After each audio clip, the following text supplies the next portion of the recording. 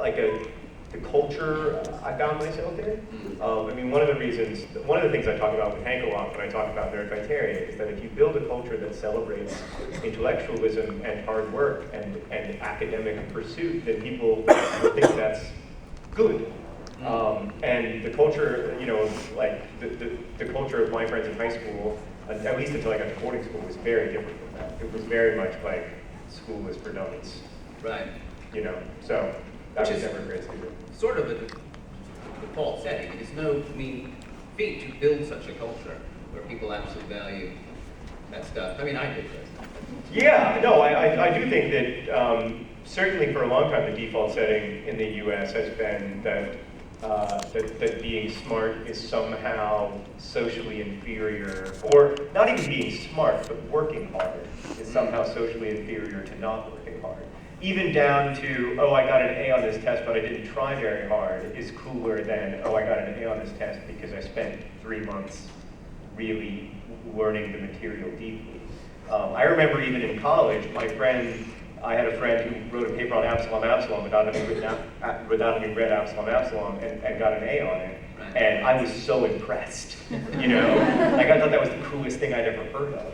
Well, no, by far cooler is to read the book. I mean, in high school, I worked very hard, and I got decent grades, not by virtue of being very smart, but by working just very, very hard.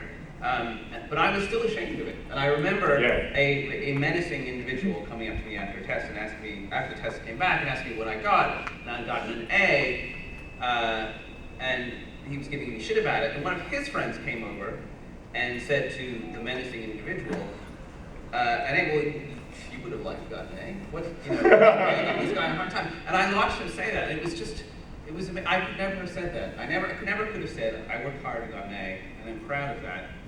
This guy said it, and it was years before I really internalized that lesson, which is just, you value this, stick up for it. It was hard, it was too hard, I couldn't do it then.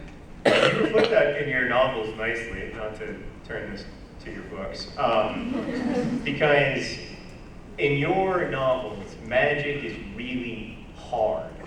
Like, it's super hard, and it's for very academically inclined individuals. It's not merely the gift of being magical, it's the secondary gift of just like relentless work. It's the only magic school books I've ever read where magic school is crazy difficult and people spend most of their time studying. Voldemort is far less of a concern than just having to work hard. I thought it should be hard. I thought it should be difficult. There's a level in which a lot of times when you read novels that have magic in them, there's something in the back of your head saying, why doesn't everybody do this? You've got to scroll, you read the words, or like your Gandalf who just does magic automatically. I thought, in the Magician's books, there's a college for magic called Rakehills, and it's in the United States. And I thought one of the things that I should do in sort of taking this story about magic schools and moving it to America was that I should make it at least sort of semi-meritocratic. You have to take a standardized test in order to get in. This idea that magic is something you sort of inherit in this quasi-aristocratic way seemed very English to me, and I thought if you were to translate this for an American setting, you'd want to have it be much more about just grinding them out. Right, yeah. I mean, that's the whole idea of America as a meritocracy.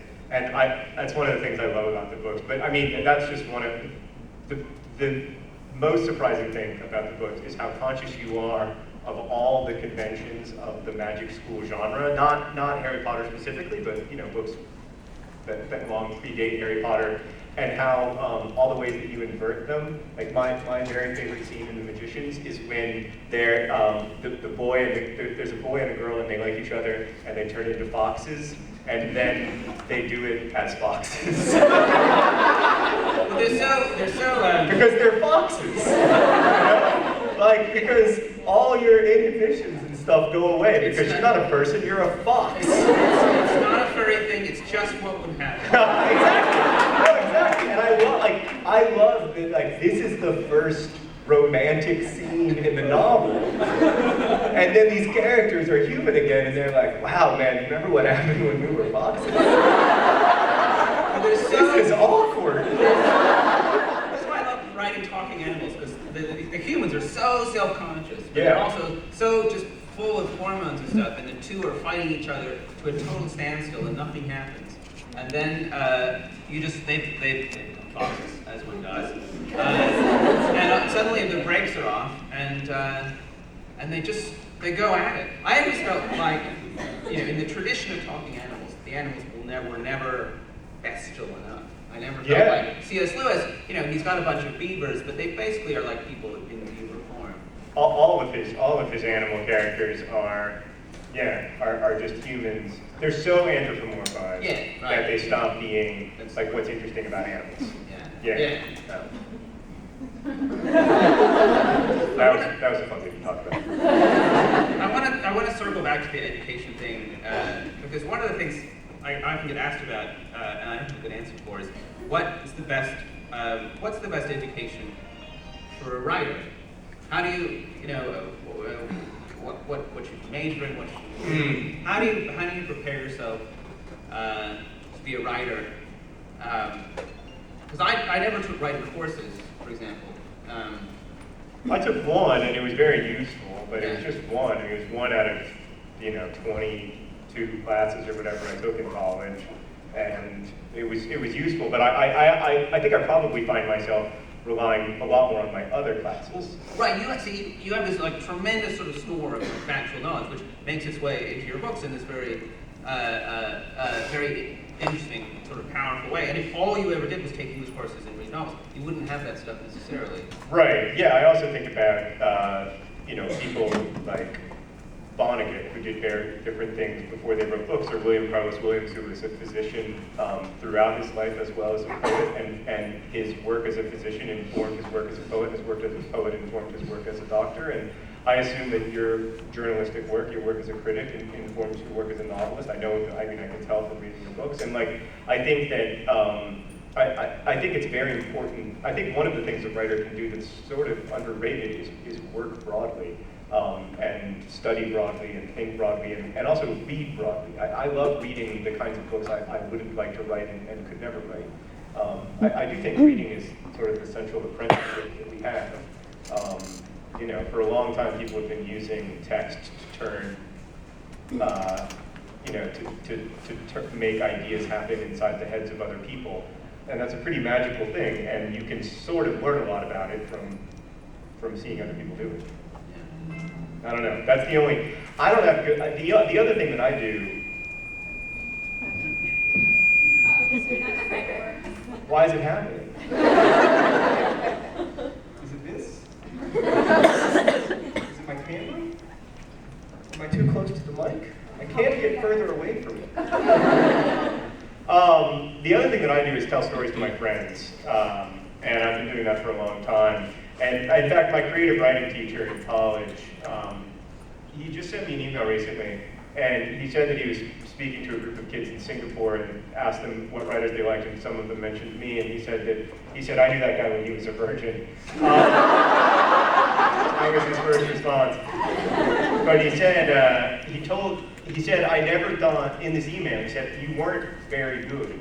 But the stories that you told in the breaks, like it was a 3-hour seminar, so there was a 20-minute break. It was like the stories that you told during the break were really good. And I thought that if you could just find a way to do that on paper, you'd be fine. And I do think that like figuring out how to tell a story, like when people get bored, how to hold an audience, is part of writing, for me at least. Yeah, that's right. There's a lot of stuff to unlearn. I have a friend who's a writer who's frustrated right now. She's having trouble getting published, and she writes, just the most like just scintillating, hilarious, caustic emails. When she sits down to write stuff that is literature, all that stuff, all that wit and verbal energy goes away. She has an idea about what literature is, which is this sort of tamped down, very formal thing where you don't make any mistakes and you just stay between the lines. And I keep telling her to invert that, trying to bring the emails Yeah, I think for a lot of particularly young writers, that's a huge thing. That you want to sound like a proper writer when you're writing, but all of the wit and verve and courage that's in your conversations and in your emails and in your text messages and tweets doesn't find its way into your fiction, and that's what I really like about reading.